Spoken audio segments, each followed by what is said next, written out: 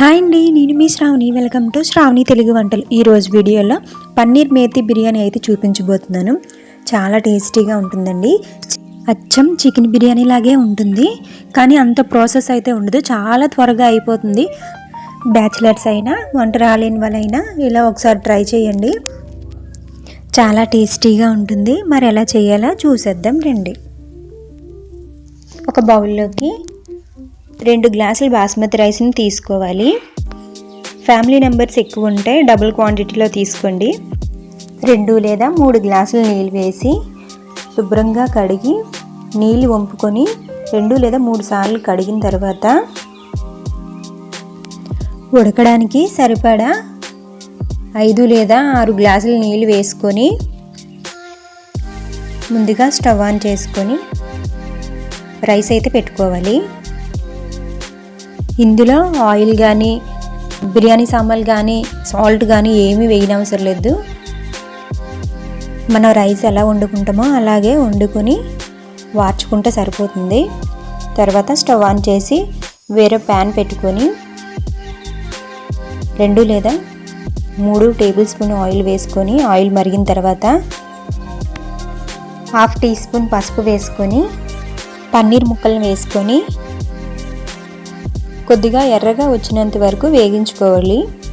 మరీ ఎర్రగా కాదు, పన్నీర్ గట్టిగా అయిపోతుంది. ఈ మాత్రం ఫ్రై అయితే సరిపోతుంది. ఇలా ఫ్రై అయిన తర్వాత ఓ ప్లేట్లోకి అయితే తీసుకోవాలి. ఇప్పుడు ప్యాన్ పక్కన పెట్టుకొని వేరే బేసిన్ పెట్టుకొని 2 లేదా 3 టేబుల్ స్పూన్ ఆయిల్ వేసుకొని ఆయిల్ కొద్దిగా మరిగిన తర్వాత 1 టేబుల్ స్పూన్ నెయ్యి వేసుకొని నెయ్యి బాగా మరిగిన తర్వాత 2 బిర్యానీ ఆకులు, 2 లవంగాలు, 3 యాలకులు, దాల్చిన చెక్క, 1 అనాస పువ్వు, 1 స్పూన్ సాజీరా అన్నీ వేసుకొని కొద్దిగా ఎర్రగా వేగిన తర్వాత సన్నగా చాప్ చేసుకున్న ఆనియన్స్, అలాగే 2 లేదా 3 పచ్చిమిర్చి ముక్కలను వేసుకొని ఉల్లిపాయ ముక్కలు ఎర్రగా వచ్చినంత వరకు వేగించుకోవాలి. ఇలా వేగిన తర్వాత 1 స్పూన్ అల్లం వెల్లుల్లి పేస్ట్ వేసుకొని పచ్చివాసన పోయినంత వరకు వేగించుకోవాలి. తర్వాత కడిగి పెట్టుకున్న మెంతి కూరను కూడా వేసుకొని బాగా ఫ్రై చేసుకోవాలి. ఇప్పుడు ఒక పెద్ద సైజు టమాటీ ముక్కలను వేసుకొని ఒకసారి బాగా కలుపుకొని టమాటీలు మగ్గే వరకు మూత పెట్టి 2 నిమిషాల పాటు మగ్గించుకోవాలి. 2 నిమిషాలు అయిన తర్వాత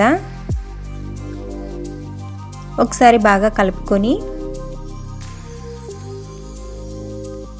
1/2 టీ స్పూన్ పసుపు,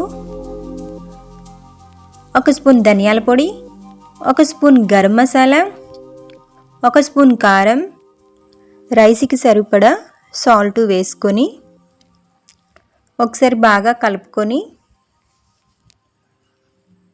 ఇప్పుడు వేగించుకున్న పన్నీర్ పీసెస్ని కూడా వేసుకొని 1 నిమిషం పాటు మగ్గించుకోవాలి. తర్వాత మనం ఉడికించిన బాస్మతి రైస్ను వేసుకోవాలి. ఇప్పుడు మొత్తం కలిసేలాగా బాగా కలుపుకోవాలి. చల్లారాక ఒక ప్లేట్లోకి తీసుకొని నిమ్మకాయ ఆనియన్స్తో తింటే చాలా టేస్టీగా ఉంటుంది. తప్పకుండా మీరు ట్రై చేయండి. నా వీడియో మీకు నచ్చినట్లయితే లైక్ చేయండి, షేర్ చేయండి, సబ్స్క్రైబ్ చేసుకోవడం మాత్రం మర్చిపోకండి. మళ్ళీ నెక్స్ట్ వీడియోలో కలుద్దాం. Tata, bye bye.